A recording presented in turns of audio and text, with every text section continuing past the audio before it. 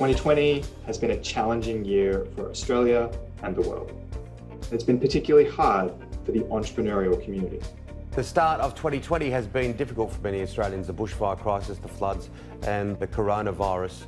The Australian economy is expected to take its biggest hit in history. Australia is in recession, and it's the most severe one on record. Households couldn't spend, so they didn't. But it's in times like this that the entrepreneurs and the makers have the biggest impact. 2020 was a great example of this. Hi, I'm David Burt, the Director of Entrepreneurship at UNSW. My team started the year, pre-COVID, celebrating the 20th anniversary of the Peter Farrell Cup, Australia's longest running student pitch competition, where we fast-track the next generation of UNSW founders. So this is a two-day bootcamp where we learn all the fundamentals, outlining the problem, who our audience is, make sure we have structure so that we can move forward with our business. I always like to start a prototyping session about instilling in everyone that this is a safe space to fail. We're going to push ideas, we're going to play with ideas, we're not going to be afraid of saying something that is too ridiculously out there because we want to celebrate failing. I would like to welcome you to the 2020 Peter Farrell Cup Mentor Matching Evening. So this is an excellent opportunity to network not only with the mentors, but also with the other people who are participating in the Peter Farrell Cup. Right in the middle of the Peter Farrell Cup, we went into lockdown. So we flipped the Peter Farrell Cup online and got on with the show.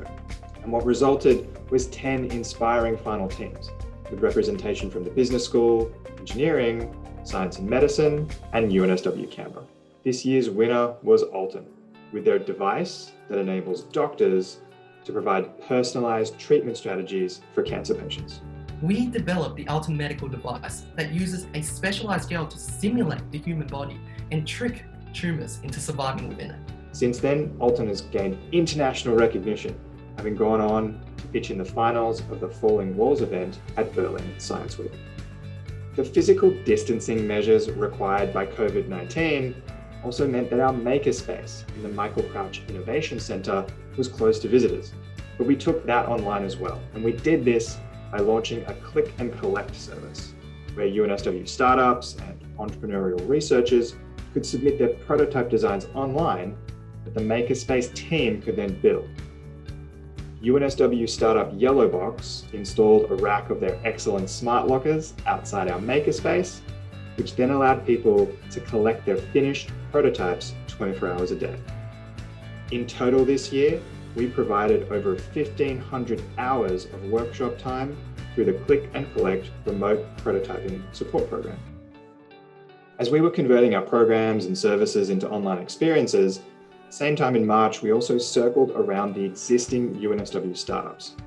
We launched a new mentoring program aimed at helping these fledgling companies to navigate the first 3 months of the COVID-19 crisis. We matched the startups with expert mentors who had each previously experienced surviving through an economic crisis. And over the 12 weeks, more than 200 mentor meetings took place.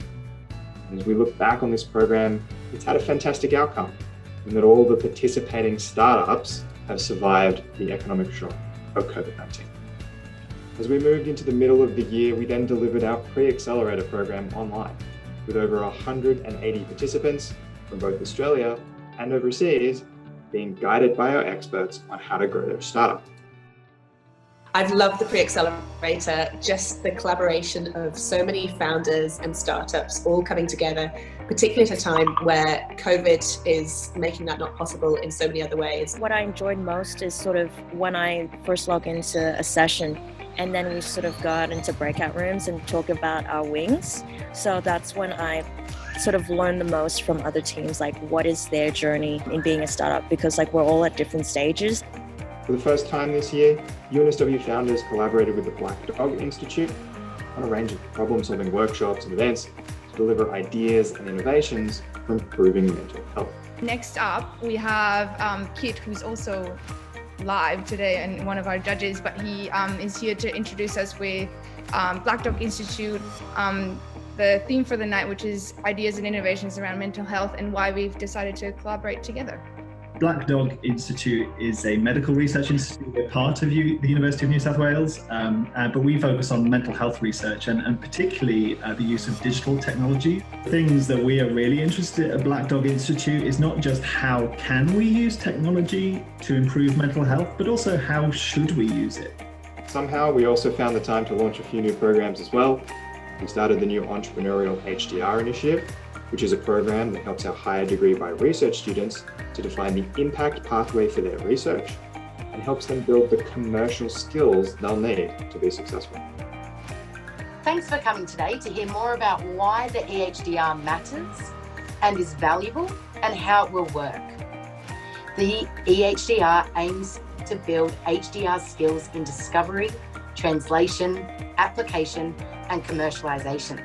With the larger research, you might not know how you're going to progress, but the Canvas, the point is to have a small subset so you can quickly iterate and then learn more about how to progress as you go forward.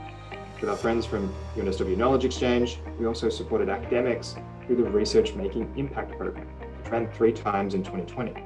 Research Making Impact is a professional development program that helps academics to develop confidence and capability they need to find the pathways to impact from their research. Also during the year, 116 women completed our New Wave program, an intensive support process designed to address the underrepresentation of women in entrepreneurship. The thing I enjoyed the most about participating in New Wave was to learn so much content about things that I would never have been able to learn outside of my degree. So personally, I'm a business student, but being able to learn about design principles and deal with applications and a lot of concepts in 2 weeks was really exciting. Personally, I've already gained so much from this that will colour the rest of my life and my career. In New Wave, these women build their entrepreneurial skills and networks. Because of this program, 40% of our startups have a woman co-founder, which is almost double the industry average. In August, we selected 11 of the highest potential startups that we found in 2020 and put them through our 10X Accelerator process. 5 of these startups went through our Health 10X stream, which we deliver in partnership with the George Institute for Global Health. The 10X process helped these startups achieve some outstanding results. Block 42 increased their total active users by 200%. Aerologics secured a multi-million-dollar customer contract. And Rook Mental Health established a clinical trial in partnership with neuroscience research Australia. Kids simply download Block 42, and within 15 minutes, they're already designing and creating 3D buildings, smart cities, and space journeys with their classmates. We've built both an iOS and Android app and a full flight navigation feature called AeroPath to completely automate the most challenging 3D mapping procedures. This means even novice drone pilots with their consumer drones can do complex missions.